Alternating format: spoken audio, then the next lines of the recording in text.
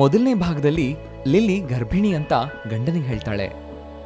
ಅದನ್ನ ಕೇಳಿಸ್ಕೊಂಡ ಗಂಡ ಅವಳನ್ನ ಅಭಾಷನ್ ಮಾಡಿಸ್ಕೊಂಡ ಕೇಳ್ತಾನೆ. ಅಷ್ಟ್ ದೊಡ್ಡ ತಪ್ಪು ನಾನ್ ಮಾಡಲ್ಲ ರೀ.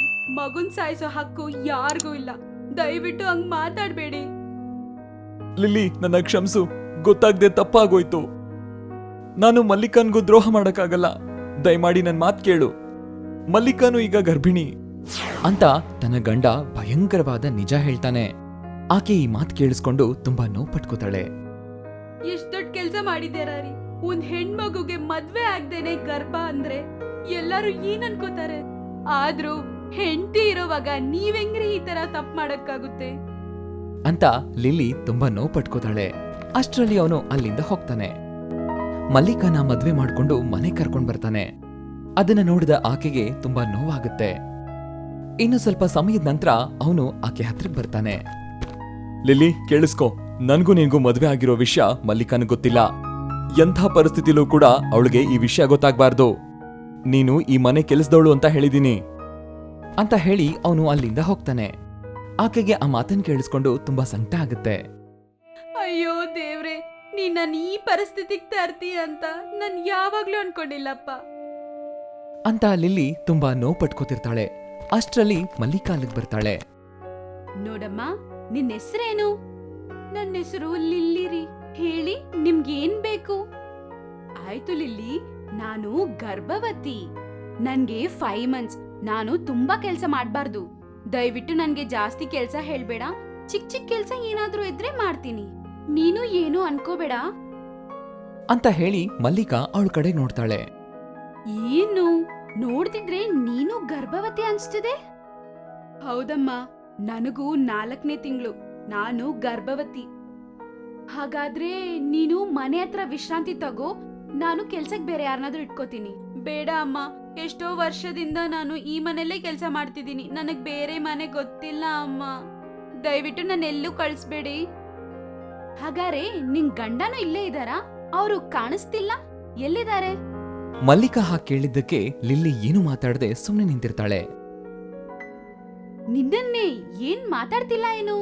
ಅಷ್ಟರಲ್ಲಿ ಅವಳ ಗಂಡ ಅಲ್ಲಿಗೆ ಬರ್ತಾನೆ. ಮಲ್ಲಿಕಾ, ಅವಳಿಗೆ ಗಂಡ ಇಲ್ಲ.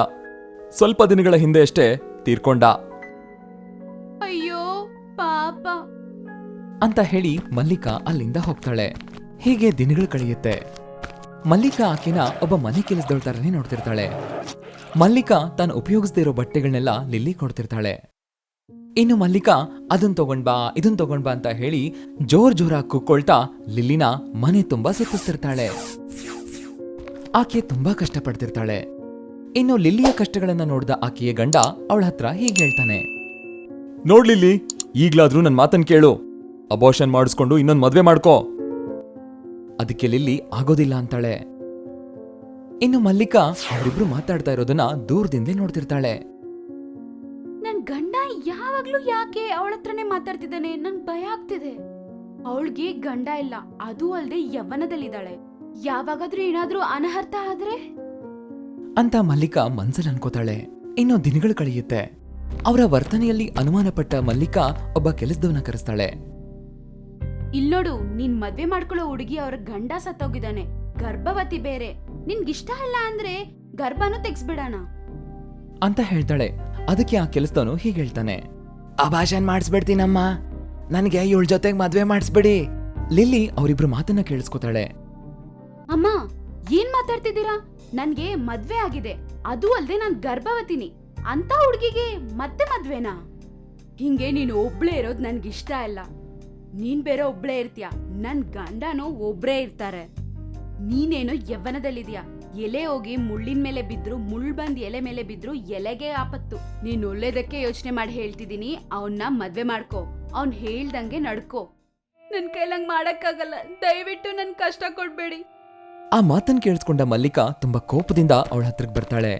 ಹಾಗಾದ್ರೆ ಯಾರ್ ಜೀವನ ನಾಶ ಮಾಡ್ಬೇಕು ಅನ್ಕೊಂಡಿದ್ಯಾ? ನನ್ ಗಂಡನ್ ಜೊತೆ ಬಾಳ್ಬೇಕು ಅನ್ಕೊಂಡಿದ್ಯಾ? ಆ ತಪ್ಪಾದ ಯೋಚನೆ ಇದೆ ಅಲ್ವಾ? ಹೇಳು ಅಂತ ಮಲ್ಲಿಕಾ ಲಿಲ್ಲಿಗೆ ಇಷ್ಟ ಬಂದ ಹಾಗೆ ಹೊಡಿತಾಳೆ. ಅಷ್ಟರಲ್ಲಿ ಗಂಡ ಅಲ್ಲಿಗೆ ಬರ್ತಾನೆ. ಮಲ್ಲಿಕಾ, ಏನಾಯ್ತು? ಲಿಲ್ಲಿಗೆ ಯಾಕೆ ಹೊಡಿತಾ ಇದೀಯಾ? ಇನ್ನೋಳು ನಡೆದ ಎಲ್ಲ ವಿಷಯನೂ ಹೇಳ್ತಾಳೆ. ಲಿಲ್ಲಿ, ಮಲ್ಲಿಕಾ ಹೇಳ್ತಾ ಇರೋದು ಸರಿಯಾಗೇ ಇದೆ, ಮದ್ವೆ ಮಾಡ್ಕೋ ಅಂತ ಹೇಳ್ತಾನೆ. ಅವನ ಮಾತನ್ನ ಕೇಳಿಸ್ಕೊಂಡ ಲಿಲ್ಲಿ ಅಳ್ತಾಳೆ. ಗಂಡನಿಂದ ನಾನ್ ವಿಧವೆ ಆದೆ. ಇಷ್ಟು ದಿನ ಅಡ್ಜಸ್ಟ್ ಮಾಡ್ಕೊಂಡು ಸಹನದಿಂದ ನಡ್ಕೊಂಡೆ. ನನಗ್ ಯಾರು ಬೇಕಾಗಿಲ್ಲ. ನಾನು ನನ್ ಮಗು ಇಬ್ರು ಸತ್ತೋಗ್ತೀವಿ. ಬಾಯಿ ಮುಚ್ಕೊಂಡು ಹೇಳ್ದಷ್ಟ್ ಮಾಡು. ಅಬೋಷನ್ ಮಾಡಿಸ್ಕೊಂಡು ಅವನ ಮದ್ವೆ ಆಗೋ ನಾನ್ ಸತ್ರು ಪರವಾಗಿಲ್ಲ, ಆದ್ರೆ ಇನ್ನೊಂದ್ ಮದ್ವೆ ಮಾತ್ರ ಮಾಡ್ಕೊಳಲ್ಲ ಅಂತ ಹೇಳ್ತಾಳೆ. ಇದ್ರ ನಂತರ ಆ ಕೆಲಸದವನು ಇವರೆಲ್ಲರ ಜಗಳ ನೋಡಿ ಅಲ್ಲಿಂದ ಹೊರಟೋಗ್ತಾನೆ. ಆ 3 ಜನರ ಮಧ್ಯೆ ಸಂಭಾಷಣೆ ನಡೀತಾನೆ ಇರುತ್ತೆ. ನಿಮ್ಮನ್ ಮದ್ವೆ ಮಾಡ್ಕೊಂಡಿದ್ದಕ್ಕೆ ಇದೆಲ್ಲ ನಮ್ಗ್ ಬೇಕಾಗಿರೋದೆ. ಇಷ್ಟು ದೂರ ಬಂದ್ಮೇಲೂ ನಿಜನ್ ಬಚ್ಚಿಡಕ್ ನಂಗೆ ಇಷ್ಟ ಇಲ್ಲ ಅಂತ ಹೇಳಿ ಲಿಲ್ಲಿ ಎಲ್ಲಾ ವಿಷಯನೂ ಹೇಳ್ತಾಳೆ. ಇನ್ನು ಅಲ್ಲಿಂದ ಸಾಯ್ಬೇಕು ಅಂತ ಹೊರಟೋಗ್ತಾಳೆ. ಮಲ್ಲಿಕಾ ಅದನ್ನೆಲ್ಲ ಕೇಳಿಸ್ಕೊಂಡು ತುಂಬಾ ಕೋಪ ತರಿಸ್ಕೋತಾಳೆ. ನನ್ನನ್ ಮೋಸ ಮಾಡಿ ಮದ್ವೆ ಮಾಡ್ಕೊಂಡ್ರ? ನೀವಿಂತವ್ರಂತ ನಾನ್ ಅನ್ಕೊಂಡೇ ಇದ್ದಿಲ್ಲ ಅಂತ ಮಲ್ಲಿಕಾ ಅಳ್ತಾ ಒಳಗಡೆ ಹೋಗ್ತಾಳೆ. ಲಿಲ್ಲಿನೂ ಸಹ ಅಳ್ತಾ ಅಲ್ಲಿಂದ ಹೊರಟೋಗ್ತಾಳೆ. ಇನ್ನು ಅವಳು ನೇರವಾಗಿ ಹೋಗಿ ಆ ಊರಲ್ಲಿರೋ ನದಿಗೆ ಹಾರಿಬಿಡ್ತಾಳೆ. ಈ ವಿಷಯನ ತಿಳ್ಕೊಂಡ ಅವನು ತುಂಬಾ ನೋವು ಪಟ್ಕೊಳ್ತಾನೆ. ಲಿಲ್ಲಿನೂ ಇಲ್ಲಿಂದ ತೊಲಗಿದ್ಲು ಅಂತ ಹೇಳಿ ಮಲ್ಲಿಕಾ ತುಂಬಾ ಸಂತೋಷ ಪಡ್ತಾಳೆ. ಕೆಲವು ತಿಂಗಳು ಕಳೆಯುತ್ತೆ. ಆಕೆ ತುಂಬಾ ಹೆರಿಗೆ ನೋವನ್ನ ಪಡ್ತಾ ಮಗುವನ್ನ ಹೇರ್ತಾಳೆ. ಹಾಗಾಗಿ ಅವಳಿಗೆ ರಕ್ತಸ್ರಾವ ಹೆಚ್ಚಾದದ್ರಿಂದ ಅವಳು ಬದುಕೋದೇ ಕಷ್ಟ ಅಂತ ಡಾಕ್ಟರ್ ಹೇಳ್ತಾರೆ. ಆಗ ಆಕೆ ಗಂಡನ ಹತ್ರ ಈ ರೀತಿ ಹೇಳ್ತಾಳೆ. ರೀ, ನನ್ನಂಗ್ ಕ್ಷಮಿಸಿ.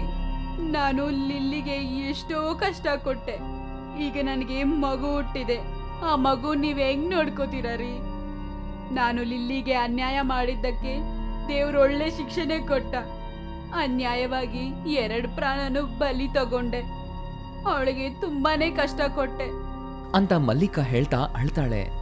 ನೀನು ದುಃಖ ಪಡಬೇಡ, ಅವಳು ಬದುಕೇ ಇದ್ದಾಳೆ. ಅವಳು ಆ ದಿನ ನದಿಗೆ ಹಾರಿದ್ಮೇಲೆ ಒಂದು ಹಳ್ಳಿ ಪ್ರದೇಶಕ್ಕೆ ಕೊಚ್ಕೊಂಡು ಹೋಗಿದ್ಲು. ಅವಳ ಬಗ್ಗೆ ಪೇಪರ್ ಟಿವಿಲಿ ಹಾಕಿದ್ರು. ಅದನ್ನ ನೋಡಿ ನಾನು ಅಲ್ಲಿಗೆ ಹೋದೆ. ನನ್ನನ್ನ ಲಿಲ್ಲಿ ನೋಡಿದ್ಲು. ಈಗ ಬಂದಿದ್ದೀರಾ? ಏನಕ್ಕೆ? ನಾನ್ ಸತ್ತಿಲ್ಲ ಅಲ್ವಾ? ಸಾಯ್ಸನ ಅಂತ ಬಂದ್ರ? ನಾನು ಇವಾಗ ಸತ್ತಿದ ಹಾವ್ ತರನೇ ಇದ್ದೀನಿ. ನನ್ ಮಗುನ ಕಳ್ಕೊಂಡೆ. ಅವತ್ತು ನದಿಯಲ್ಲಿ ಧುಮ್ಕಿದ ತಕ್ಷಣ ನಾನ್ ಸತ್ತೋಗ್ತೀನಿ ಅನ್ಕೊಂಡೆ. ಆದ್ರೆ ನನ್ ಹೊಟ್ಟೆಯಲ್ಲಿರೋ ಮಗು ಸತ್ತೋಯ್ತು. ನೀವು ನನ್ ಮದ್ವೆ ಮಾಡ್ಕೊಂಡು ಗಂಡ ಮಾಡ್ಬೇಕಾಗಿರೋದ್ ಏನು ಮಾಡಿಲ್ಲ. ಅದು ಅಲ್ದೆ ಇನ್ನೊಂದ್ ಮದ್ವೆ ಮಾಡ್ಕೊಂಡ್ರಿ. ನಾನ್ ನಿಮ್ಗೆ ಅಡ್ಡ ಬರ್ತೀನಿ ಅಂತ ಹೇಳಿಲ್ಲ. ಎಲ್ಲಿದ್ರು ನೀವ್ ಸಂತೋಷವಾಗಿರೋದೇ ನನಗ್ ಬೇಕು. ನನ್ ಜೀವನ ಏನೋ ನಾನ್ ನೋಡ್ಕೋತೀನಿ. ಅಯ್ಯೋ ಲಿಲ್ಲಿ, ನನ್ನ ಕ್ಷಮಿಸು. ನಾನೇನೂ ಮಾಡದೇ ಇರೋ ಪರಿಸ್ಥಿತಿಲಿದ್ದೀನಿ. ಗೊತ್ತಿಲ್ಲದೆ ನಾನು ನಿನಗೆ ಹತ್ರ ಆಗಿರ್ಬೋದು, ಆದ್ರೆ ಮಲ್ಲಿಕಾನ ತುಂಬಾ ದಿನಗಳಿಂದ ಪ್ರೀತಿಸ್ತಿದ್ದೆ. ನಿನ್ ಜೀವನ ಚೆನ್ನಾಗಿರ್ಲಿ ಅಂತಾನೆ ತುಂಬಾ ಮಾತಂದೆ ನಿನ್ಗೆ. ನನ್ನನ್ನ ಕ್ಷಮಿಸು ಲಿಲ್ಲಿ. ನಡಿ ಮನೆಗೆ ಹೋಗೋಣ. 3 ಜನ ಒಟ್ಟಿಗೆ ಇರೋಣ. ನಾನ್ ಮಲ್ಲಿಕನ ಹತ್ರ ಮಾತಾಡ್ತೀನಿ. ಇಲ್ಲ ಇಲ್ಲ ರೀ, ನಾನ್ ಬರಲ್ಲ. ನಾನ್ ಬಂದು ನಿಮ್ ಸಂತೋಷಕ್ಕೆ ಅಡ್ಡ ಇರಕ್ ಇಷ್ಟ ಇಲ್ಲ. ನೀವ್ ಹೋಗಿ ಸುಖವಾಗಿರಿ ಅಂತ ಅಳ್ತಾ ಹೊರಟೋದ್ಲು ಮಲ್ಲಿಕಾ. ನಾನು ಲಿಲ್ಲಿನ ಎಷ್ಟು ಬಲವಂತ ಮಾಡಿದ್ರು ಬರ್ಲಿಲ್ಲ. ಆದ್ರೆ 2 ದಿನದ ಹಿಂದೆ ಅಷ್ಟೇ ನಾನಿನ್ನ ಹಾಸ್ಪಿಟಲ್ಗೆ ಅಡ್ಮಿಟ್ ಮಾಡಿದ ವಿಚಾರ ತಿಳಿಸ್ದೆ. ಅವಳು ಇಲ್ಲೇ ಇದ್ದು ಎಲ್ಲ ಜವಾಬ್ದಾರಿನ ನಿಭಾಯಿಸ್ತಾ ಇದ್ದಾಳೆ. ಅದು ನಿನಗೆ ಗೊತ್ತಿಲ್ಲ, ಯಾಕೆಂದ್ರೆ ನಿನಗಿನ್ನೂ ಪ್ರಜ್ಞೆ ಬಂದಿರ್ಲಿಲ್ಲ ಅಲ್ವಾ? ಇದನ್ನೆಲ್ಲ ಕೇಳಿಸ್ಕೊಂಡ ಮಲ್ಲಿಕಾ ಅಂತಾಳೆ, ಒಂದೇ ಒಂದ್ಸಲ ಲಿಲ್ಲಿ ನಿಲ್ ಬರಕ್ ಹೇಳಿ. ಇನ್ನು ಅವನು ಹೋಗಿ ಲಿಲ್ಲಿನ ಕರೀತಾನೆ. ಲಿಲ್ಲಿ ಅಲ್ಲಿಗೆ ಬರ್ತಾಳೆ. ಅಕ್ಕ, ನನ್ನ ಕ್ಷಮ್ಸಕ್ಕ. ನಿನಗೆ ಎಷ್ಟೋ ಕಷ್ಟ ಕೊಟ್ಟೆ, ಎಷ್ಟೋ ಮಾತಲ್ ಬೈದಿದ್ದೀನಿ. ನೀನ್ ಸತ್ತೋಗಿದ್ಯಾ ಅಂತ ನಾನ್ ತುಂಬಾನೇ ಸಂತೋಷ ಪಟ್ಟೆ. ಆದ್ರೆ ಅದು ತಪ್ಪು ಅಂತ ನನ್ಗೆ ಈಗ ಅರ್ಥ ಆಗ್ತಿದೆ. ನಿನ್ ಮಗುನ ನಿನ್ನಿಂದ ನಾನೇ ದೂರ ಮಾಡಿದೆ. ಅದಕ್ ಬದಲಾಗಿ ಆ ಭಗವಂತ ನನ್ ಪ್ರಾಣನ ತಗೊಂಡ್ ಹೋಗ್ತಿದ್ದಾನೆ. ಈ ಮಗುನ ನಾನ್ ನಿನ್ ಕೈಯಲ್ಲಿ ಇಡ್ತಿದ್ದೀನಿ. ಸವತಿ ಮಗು ತರ ಅಲ್ದೆ ನಿನ್ ಮಗು ತರ ನೋಡ್ಕೋತೀನಿ ಅಂತ ನನ್ಗೆ ಸತ್ಯ ಮಾಡಕ್ಕ ಅಂತ ಹೇಳ್ತಾಳೆ. ಅದಕ್ಕೆ ಲಿಲ್ಲಿ ಅಳ್ತಾ ಅವಳಿಗೆ ಮಾತು ಕೊಡ್ತಾಳೆ. ಇನ್ನು ಅದಾದ್ಮೇಲೆ ಮಲ್ಲಿಕಾ ನೆಮ್ಮದಿಯಿಂದ ಪ್ರಾಣ ಬಿಡ್ತಾಳೆ. ಆ ಭಗವಂತ ಎಲ್ಲ ಮುಂದೆನೆ ನಿರ್ಧಾರ ಮಾಡಿದಾನೆ. ನಾನು ಮಧ್ಯದಲ್ಲಿ ಬಂದವಳು, ಮಧ್ಯದಲ್ಲೇ ಹೋಗ್ತಿದ್ದೀನಿ. ನೀವು ಸಂತೋಷವಾಗಿರಿ, ನನ್ ಮಗುನ ಚೆನ್ನಾಗಿ ನೋಡ್ಕೊಳ್ಳಿ ಅಂತ ದುಃಖದಿಂದ ಕಣ್ಣು ಮುಚ್ತಾಳೆ. ಇದನ್ನ ನೋಡಿ ಇಬ್ರು ಗಂಡ ಹೆಂಡತಿ ತುಂಬಾ ಹೊತ್ತು ಅಳ್ತಾರೆ. ನನ್ನ ಜೀವನದಲ್ಲಿ ತುಂಬಾ ದೊಡ್ಡ ದೊಡ್ಡ ತಪ್ಪುಗಳನ್ನ ಮಾಡ್ಬಿಟ್ಟೆ. ಎಲ್ಲದಕ್ಕೂ ಕಾರಣ ನಾನೇನೆ. ನೀವಿಬ್ರು ನನ್ನನ್ನ ಕ್ಷಮಿಸ್ಬೇಕು ಅಂತ ಅವನು ಸಹ ತುಂಬಾ ಹೊತ್ತು ದುಃಖ ಪಡ್ತಾನೆ. ಇನ್ನು ಇದಾದ್ಮೇಲೆ ಲಿಲ್ಲಿ ಮಗುನ ಕರ್ಕೊಂಡು ಅವನ ಜೊತೆಗೆ ಮನೆಗೆ ಹೋಗ್ತಾಳೆ. ಹೀಗೆ ದಿನಗಳು ಕಳೆಯುತ್ತೆ. ಅವರಿಬ್ರು ಆ ಮಗುನ ತುಂಬಾ ಸಂತೋಷದಿಂದ ನೋಡ್ಕೊಳ್ತಿರ್ತಾರೆ. ಈ ಸ್ಟೋರಿ ನಿಮ್ಗೆ ಇಷ್ಟ ಆಗಿದ್ರೆ ಲೈಕ್ ಮಾಡಿ, ಕಮೆಂಟ್ ಮಾಡಿ, ಹಾಗೆ ನಿಮ್ಮ ಫ್ರೆಂಡ್ಸ್ ಜೊತೆಗೆ ಶೇರ್ ಮಾಡಿ. ಇದೇ ತರದ ಒಳ್ಳೆ ಒಳ್ಳೆ ಸ್ಟೋರೀಸ್ಗಳಿಗಾಗಿ ನಮ್ಮ ಚಾನೆಲ್ನ ಈಗಲೇ ಸಬ್ಸ್ಕ್ರೈಬ್ ಮಾಡಿ. Thanks for watching.